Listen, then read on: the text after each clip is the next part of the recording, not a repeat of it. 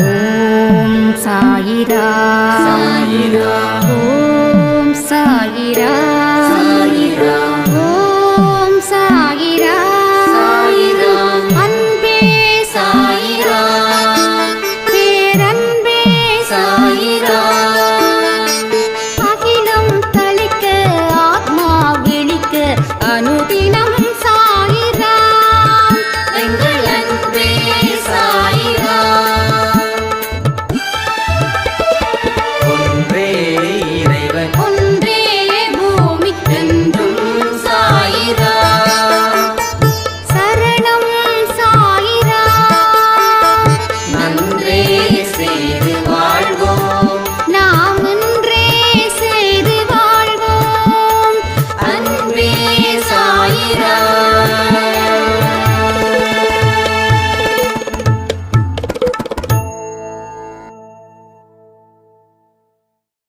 சாயிராம். என் உயிரின் உயிரானவர்களே, அனைவருக்கும் பொங்கல் தின வாழ்த்துக்கள். ரொம்ப சந்தோஷமா இருக்குங்க. இன்னைக்கு ஷார்ட்ஸில் ஒரு வீடியோ கொடுத்துருந்த வெற்றியின் சின்னம் அன்பே சாயா திகழுது. இங்கே ஒவ்வொருத்தவங்களுடைய தேவைகளையும் நிறைவேற்றுகிறார். கால தாமதம் ஆனால் கூட வெற்றியை நம்ம இழக்கப் போவதே இல்லை. நம்ம வீரவசனம் பேசக்கூடியவர்கள் இல்லை, செயல்படக்கூடிய வீரர்கள். வீரவசனம் பேசுகிறவங்க கதை வேறு, அவங்க பேசிக்கிட்டே இருப்பாங்க. ஆனால் நாம் நமக்குள்ளே பேசிக்கிறோம், ஆனால் வெளியில் பேசாமல் செயலில் நம்ம எப்படிப்பட்டவங்களா இருக்கிறத காட்டுறோம். இங்கே உங்களுடைய நம்பிக்கை என்னைக்கும் வீண் போகாது. கருணையின் உருவமானவரே சாயப்பா, அந்த கருணை நீங்கள் எல்லா உயிரினத்திலையும் காட்டணும். அதை காட்டிக்கிட்டு இருக்கீங்க. ஒருவேளை காட்டாதவங்க நிறைய அன்பு கொடுங்க எல்லா உயிரினத்துக்கும். எனக்கு ஒரு சின்ன விஷயம், பாம்பு கூட அடிக்க வேண்டாம் அப்படின்னு தோணுது. ஏன்னா அதுலேயும் ஒரு உயிர் இருக்குல்ல.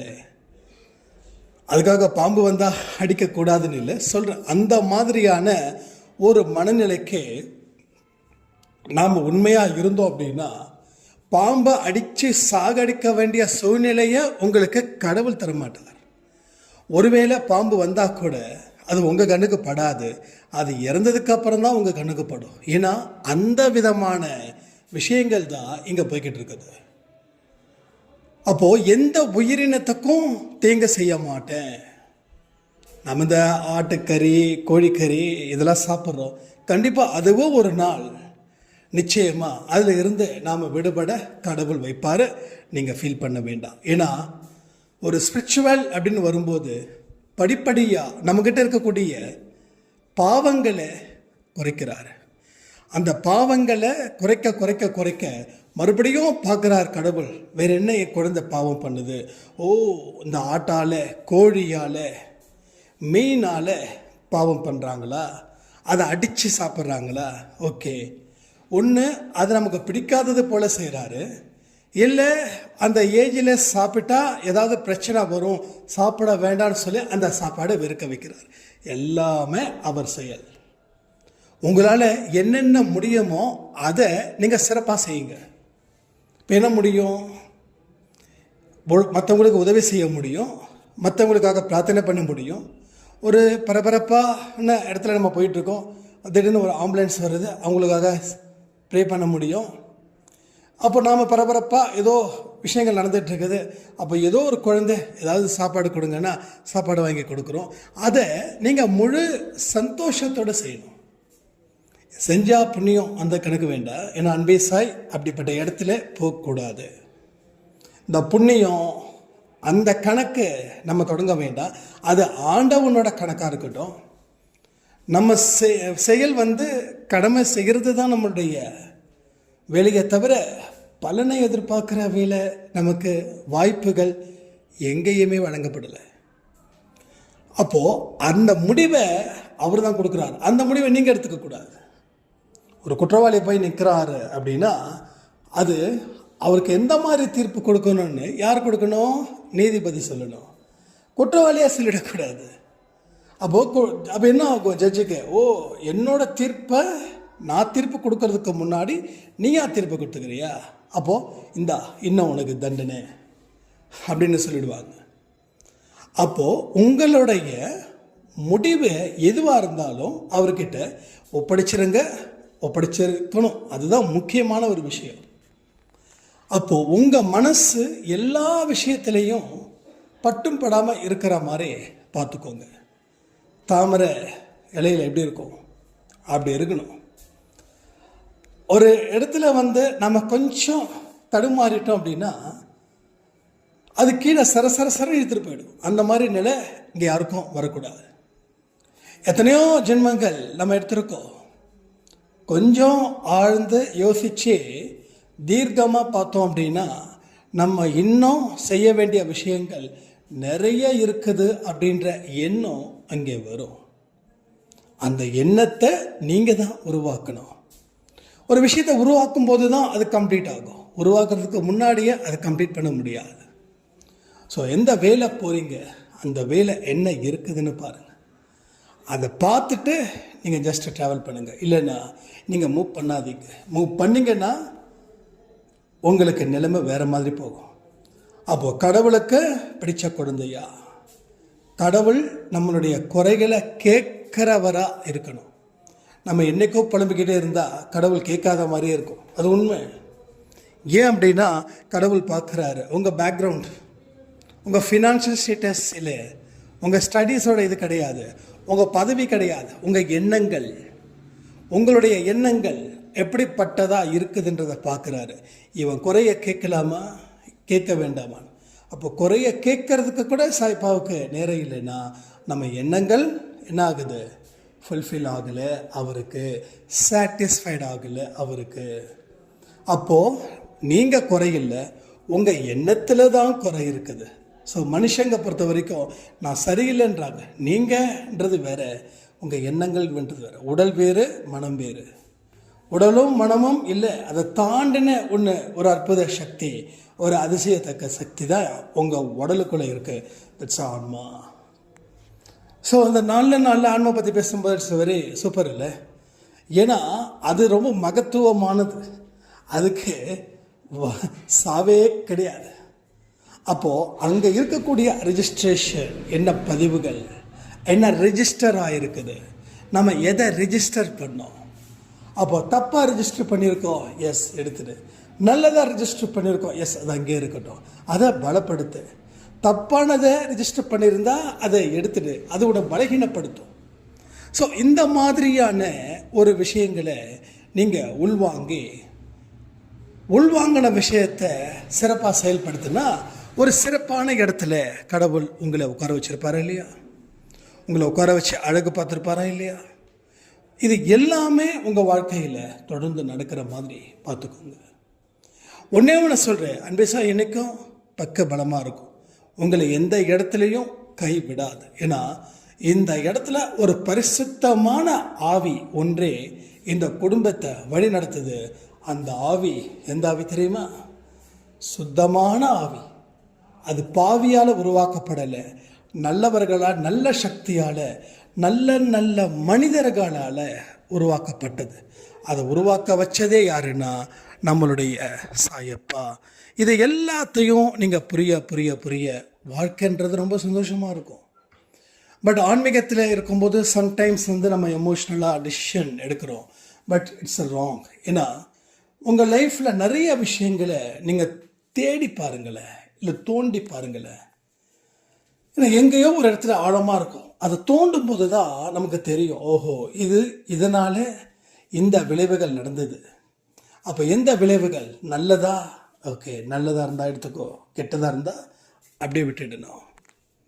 கெட்டதை எடுத்துக்கக்கூடாது. கெட்டதை இங்கே நம்ம மணிக்கணக்கில் எடுத்துக்கிறோம். அதுக்காக நேரத்தை நிறைய செலவு பண்ணி கெட்டதை நம்ம கிட்ட இருந்து பிரிக்காமல் வச்சுருக்கோம். அப்போ கெட்டது நமக்கு வேண்டாம். எது தேவை? நல்லது. கடவுளால் உருவாக்கப்பட்ட ஒரு பரிசுத்த ஆவி தான் என்னை காப்பாற்றணும், ரைட்டா? அந்த பரிசுத்த ஆவியை காப்பாற்றுவதற்கு தகுந்த மாதிரியான எண்ணத்தை உருவாக்கணும். ரைட்டா? அந்த எண்ணத்தை உருவாக்கி அதில் நீடிச்சு நிற்கணும். இதுதான் நம்ம செய்யக்கூடிய வேலைகளாக இருக்கணும்.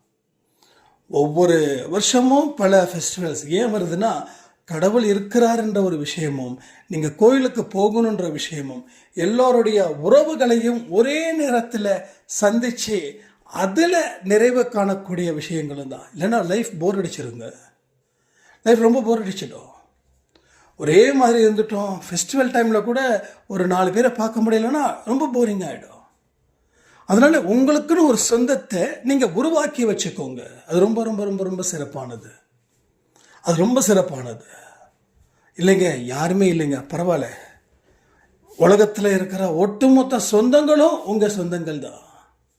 சரியா? ஸோ எல்லா இடத்துலையும் மனிதர்கள் இருக்கிறாங்க. அதாவது நம்ம சொந்த உண்மையான சொந்தம், போலியான சொந்தம்லாம் ஒன்றுமே கிடையாது. எல்லா நல்ல மக்களும் உங்கள் சொந்தங்களே. அன்பே சாயில பாருங்க, எத்தனை பேர், எத்தனை லட்சங்கள்.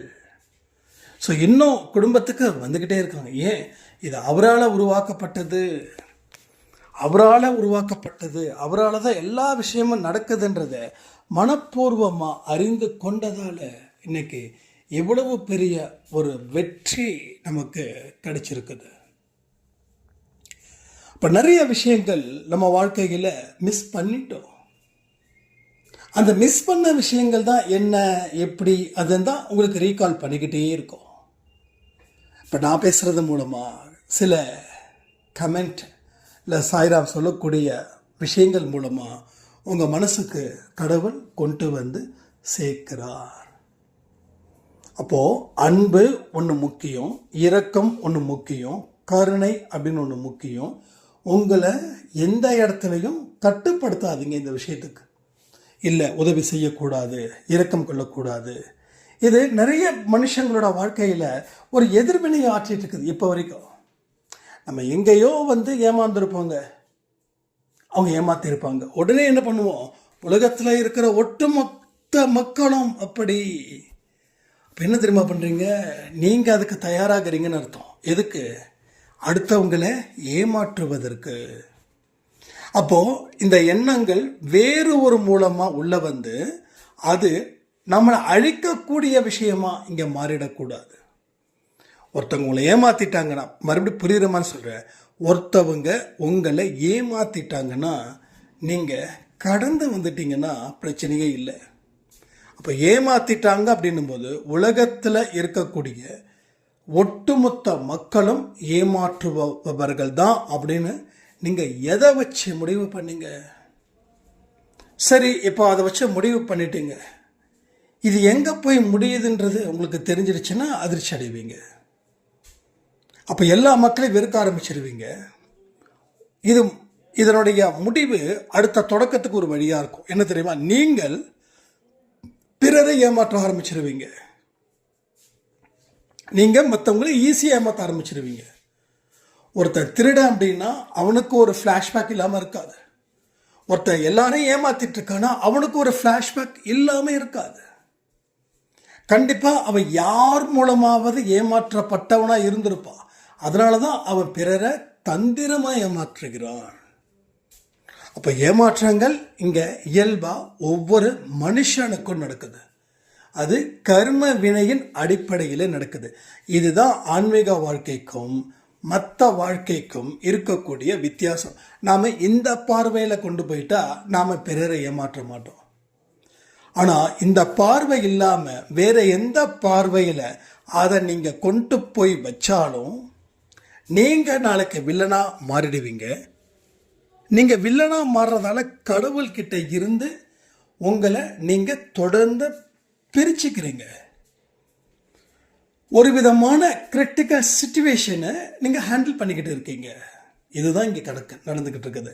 அப்போ தான் யோசித்து முடிவு பண்ணுங்க. யோசிக்காமல் முடிவு செய்யாதீங்க. யோசிக்காமல் முடிவு செய்ய உங்கள் வாழ்க்கையில் நீங்கள் பின்தங்கிக்கிட்டே தான் இருப்பீங்க. அப்போ கடவுளும் முக்கியம், ஆன்மீக வாழ்க்கையும் முக்கியம். இந்த ரெண்டும் இருந்தால் உலக வாழ்க்கையை நீங்கள் ஈஸியாக வென்றெடுக்கலாம். ஏமாற்றங்கள் வந்துச்சுன்னா கவலைப்பட வேண்டாம். இப்போ ஏமாற சொன்னது யார்? கடவுளா? அப்போ நீங்கள் ஒரு விஷயத்தில் ஏமாறுறீங்கன்னா அப்போது உங்களுக்கு தேவையான அறிவு இல்லாமல் இருக்கிறதாலையும் இல்லை அறிவு இருந்து எமோஷ்னலாக முடிவெடுத்ததாலையும் குற்றத்துக்கு நான் தான் காரணம்னு சொல்லி அவர்கிட்ட சரணடைஞ்சிருங்க. அவர் கொடுக்கக்கூடிய வாழ்க்கையை ஏற்றுக்கொள்ளுங்கள். அதாவது ஒரு குடிசை வீட்டில் தான் நீ வாடணும் அப்படின்னா அதை மனப்பூர்வமாக ஒரு பெரிய மாளிகை வீட்டில் எப்படி ஒரு மனநிலை உங்களுக்கு இருக்குமோ அந்த மனநிலையில் இருந்து கடவுளுக்கு நன்றி செலுத்துங்களேன். அப்போது உங்களுக்கு போக வேண்டிய இடம், சேர வேண்டிய இடம் நீங்கள் நினைச்சதை விட அற்புதமான ஒரு இடமா அது அமையும். அதாவது ஒரே விஷயந்தான், அவர் என்ன நினைச்சிட்டாலும் அவர் கொடுக்காம விட மாட்டார். அவரை நினைக்க வைக்கணும். அவரை நினைக்க வைக்கிறதுல தான் இங்கே வாழ்க்கையே இருக்குது. அப்போ எப்படி நினைக்க வைக்கணும்? நம்ம எண்ணங்கள் மூலமாக, செயல்கள் மூலமாக. அதுதான் முதல் லாஜிக். ஏன்னா இதை திரும்ப திரும்ப சொல்லிக்கிட்டே இருக்க நினைக்க வேண்டாம். இதுதான் லாஜிக். இந்த இடம் தான் ரொம்ப முக்கியம். ஆனால் அவ்வளவு சீக்கிரம் அந்த எண்ணங்கள் வருமானது தான் பெரிய கொஸ்டின். ஏன்னா நீங்கள் கேட்குறது ஒரு 1/2 ஹவரோ 1 ஹவரோ, ஆனால் மீதி இருக்கக்கூடிய 23 மணி நேரமும் உங்கள் மனசில் என்ன ஆக்கிரமிப்பு பண்ணுதுன்றது முக்கியம் இல்லை. அதனால தான் சொல்கிறேன், கேட்டால் செயல்பட ஆரம்பிச்சிருங்க. புது புது அனுபவங்கள் பெறும். அப்போது உங்களுடைய சிந்தனையும் உங்கள் எண்ணங்களும் உங்கள் சொல்லும் உங்கள் செயலும் ஒரே பாதையில் போய்கிட்டே இருக்கும். ஒரே ட்ராக்கில் போயிட்டுருக்கோம். அந்த ட்ராக் என்னைக்கோ எப்பயும் என்னாகாது, மாறாது. மாறுவதற்கு வாய்ப்புகளும் இல்லை. இப்போ பல சந்தர்ப்பங்கள் உங்களுக்காக காத்துக்கிட்டு இருக்குது. அந்த சந்தர்ப்பத்தை உருவாக்குறதே சாய்ப்பாதை. ஏன்னா நீங்கள் இன்னைக்கு நீங்கள் தேடி வந்திருக்கீங்களா இல்லை அவர் உங்களை தேடி வந்திருக்காரா? தெளிவாக சொல்ல முடியுமா? இது நிறைய தடவை சொன்னதால நீங்கள் இல்லை அவர் தான் தேடி வந்திருக்காருன்னு சொல்கிறதுக்கு வாய்ப்பு இருக்குன்னு நான் நம்புகிறேன். பட் அதான் உண்மை. அவர் உங்களை தேடி வந்திருக்கார். அப்போது இந்த வாய்ப்பை இங்கே பயன்படுத்தணும். இப்போ வரைக்கும் சரி அவர் உங்கள் கூட தான் இருக்கார். இந்த பொங்கல் வரைக்கும், இந்த நிமிஷம் வரைக்கும் உங்கள் கூட தான் இருக்கார். ஆனால் அடுத்த நிமிஷமும் உங்கள் கூட இருக்கணுன்றதான் என்னோட பிரார்த்தனை. அப்போது நம்மளுடைய செயல்கள் மூலமாகவோ எண்ணங்கள் மூலமாகவோ அவர் நம்மிடம் இருந்து வெளி ஓடிடக்கூடாது. அதுதான் பாயிண்ட். அதை நீங்கள் ஸ்ட்ராங் பண்ணுங்க. ஸோ நமக்கு என்ன செய்யணுன்றதை நாம தான் முடிவு பண்ணணும். எதை பேஸ் பண்ணி? கடவுள் பேஸ் பண்ணி. என்ன செய்யக்கூடாது அப்படின்றதையும் நாம தான் முடிவு பண்ணணும். எதை பேஸ் பண்ணி? கடவுள் பேஸ் பண்ணி. இந்த 2 விஷயத்தை உணர்ந்தா உங்கள் வாழ்க்கையில் நீங்கள் நினச்சதை விட சிறப்பான ஒரு இடத்துக்கு நீங்கள் போவீங்க. அதே போல் இன்றைக்கி ஒரு சாய்ராம் ஒரு 50 பேருக்கு சாப்பாடு போட்டிருக்காங்க. அது என்னால் வீடியோ எடுக்க முடியல சாய்ராம். ஏன்னா எல்லாருமே ரொம்ப தெரிஞ்சவங்களாக போயிட்டாங்க. அவங்கக்கிட்ட நாங்கள் வீடியோ எடுங்கன்னு சொன்னாங்க, தப்பாக நினச்சிப்பாங்கன்னு சொன்னாங்க. ஸோ இந்த பொங்கல் நன்னாளில் அவங்க இப்படிப்பட்ட ஒரு ஃபுட்டை டொனேட் பண்ணதுக்கு நான் ரொம்ப ரொம்ப ரொம்ப ரொம்ப சந்தோஷப்படுறேன். ஸோ இது மாதிரி நிறைய பேர் செய்யுங்க. இன்றைக்கி கூட நாம் அன்பை சாயில் நீங்கள் கொடுத்த பைசா, என்னோடய பைசாவை சேர்த்து ஒரு ஃபுட்டு டொனேட் பண்ண போகிறோம். அதுக்கு கேஷ் அனுப்பிட்டோம். ஸோ நிறைய நல்ல விஷயங்கள் நம்ம தொடர்ந்து செஞ்சுக்கிட்டே இருப்போம். கடவுளுடைய அருளை பெற்றுக்கிட்டே இருப்போம். எப்பயுமே பயப்படாதீங்க. சாய்ப்பா இருக்காங்க, அன்பேசா இருக்காங்கன்னு சொல்லி இந்த பதிவை நான் முடிக்கிறேன். ஜெய் சாய்ராம்.